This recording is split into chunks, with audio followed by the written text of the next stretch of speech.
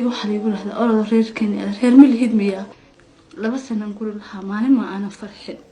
qabiilka ay ayadu ka dhalatay iyo sidoo kale qabiilka uu ka soo jeedo ninka qaba ayaa isugu tagay isla markaana cunsuriyeen aad u xanuun badan ku sameeyay gabadhan afka ayayna furanaysaa isla markaana waxa ay inoo sheegaysaa inooga waramaysaa qabiiladaasi sida ay ula dhaqmeen anigi waxaan noqday laba dhinac baan ka kala fahanteen Salma ooyinta ayay cishara adahay ilinta ayayna iska tirtiraysaa waxa ay inoo sheegaysaa labadan qabiil ay isdagaashan in ay dhax gashay isla markaana ay ku noqdeen waraabe iyo libaax isla markaana ay labada taf ku kala dhagan yihiin isla markaana ay sidaas u cunayaan adeerayaashay aniga adeeradii way xanuunsanayeen wax iska ahayeen bukaan imkilaa naxariisto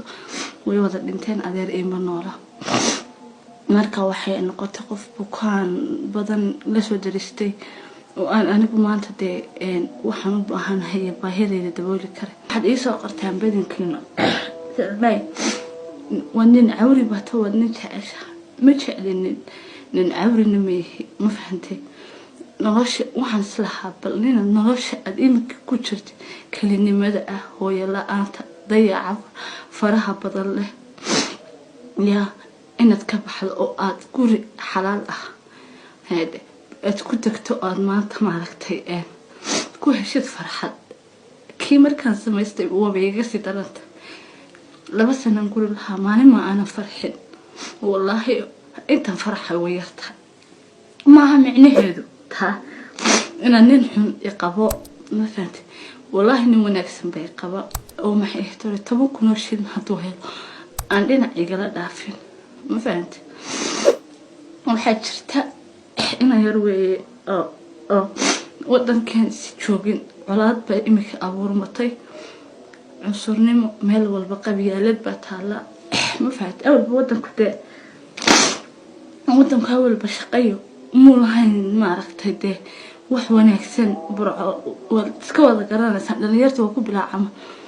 hase ahaatee waxaa jirta mar walba aniga horta baabka inaan digala hadlo horta ma haba shaqadiya waxa waana la helaa waana la waaya bila aadana baahidaada lama dareensiyo wallahi oo billahi oo talaynana banidi sheegana inta i garanaysa habeen inaan dhabankayga ka arag baahi iyo daryeel daro iyo murugo iyo ma fahantay hooyaday waxaad aniga ma iisan dhiman caruur kale haysta ma fahantay mana ilaahay bay igu oga waalid caasi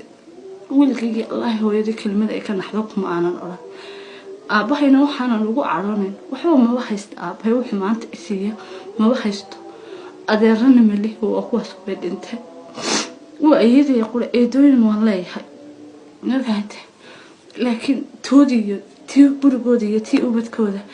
bas bay ku filnaadeen aniga igu ma isan filnaanin ma garatay marka waxa taala mar walba aniga imika waxa la igu dhibaateeyaa oo hays igu noqotay oo reerkiin hadan colaad baa jirta sax xumaan baa timi inanka shaqo uu waayay dad baa u soo hanjabay aniga waxaan noqday laba dhinac baan ka kala fahanteen marka waxa timaaday in la yiraahdo inankii orod reerkiin aniga waxa la igu yiraahdaa orod reerkiin reer milhid miya waa ka sameeyay aniga maanta waan isitay ana abu culus eeday oo meel kaligeed joogta oo lagu biilo ayaan maanta u tagaayeen culayskeen kala dhakada ka sii saara halka ma ay aragtaa aniga isita oo aan ilaahay meel ma haystaan ku wayna haysa ma fahantay